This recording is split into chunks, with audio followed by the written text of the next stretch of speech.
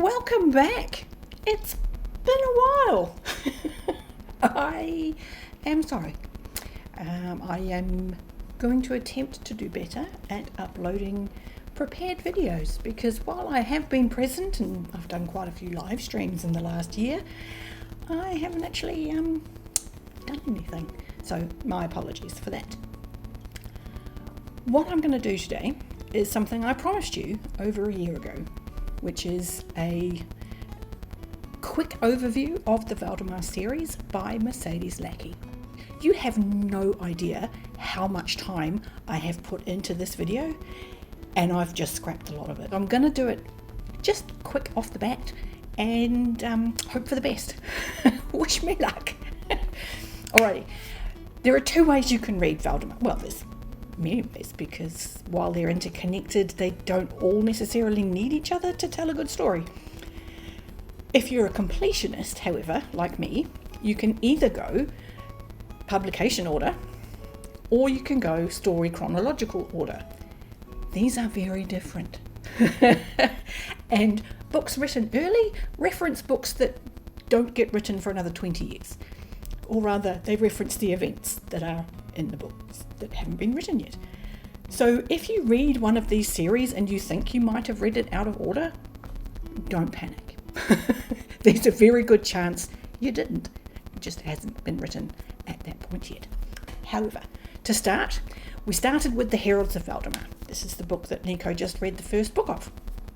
This is Arrows of the Queen, Arrow's Flight, and Arrow's Fall. These are centered around what begins as a young teenage girl with the gift of empathy. The next thing that was written was Vows and Honour. Vows and Honour doesn't actually take place in Valdemar, and is an explanation of some cultures that are going to come around later. You don't need to know them if you don't want to.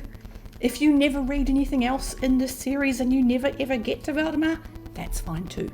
Those are two women. They're not a pair, they're not a couple, they're just working together as a team, and it's kind of cool. One's a warrior, one's a mage.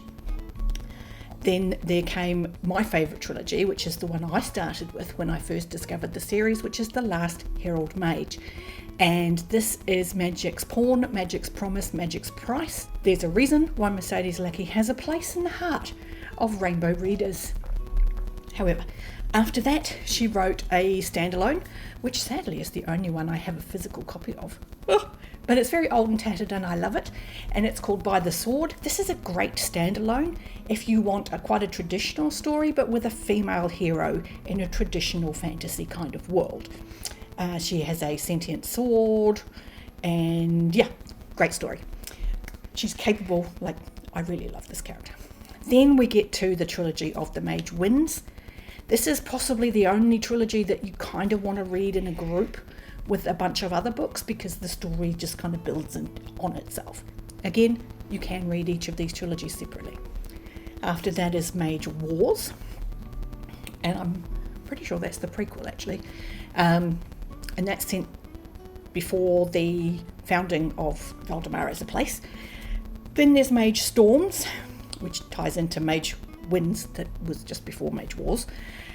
Then there's Darrian's Tale. This is a trilogy about a young boy who is orphaned during the events of the Mage Winds and Mage Storms, and the aftermath of all of that as experienced by somebody on the fringe of the country. So that's a great trilogy. Then we got an anthology of short stories that tie back to that second lot of books written that focused on the two women outside of Valdemar. And it sort of retroactively made the duology a trilogy. So there's that. Then came the other standalone. There are only two in this world. This is Brightly Burning.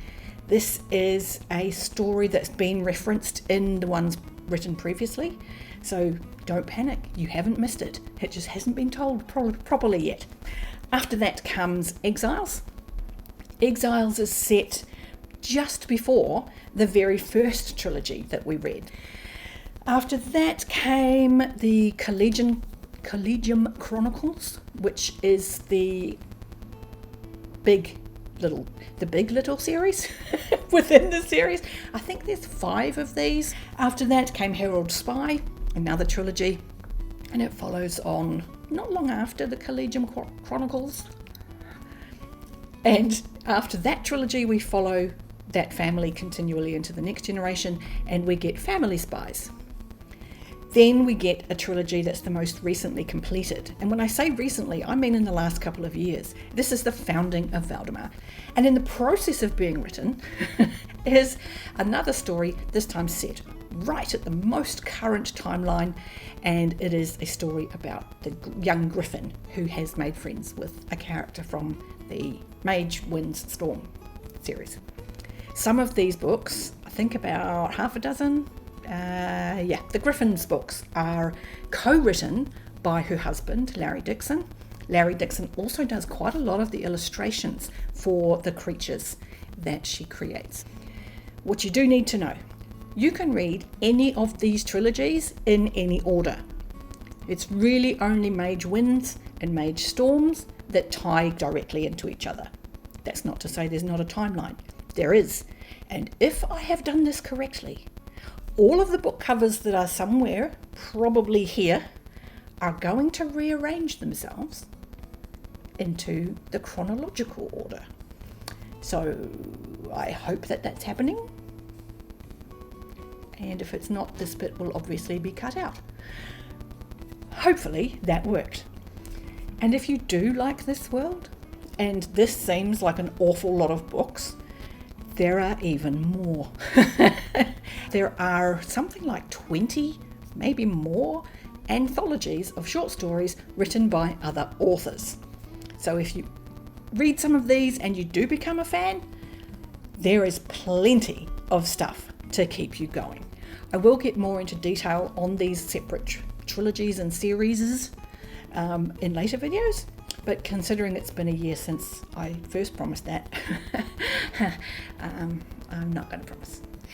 So, please like, subscribe, comment if you've read any of these and what you thought is in terms of had you missed something.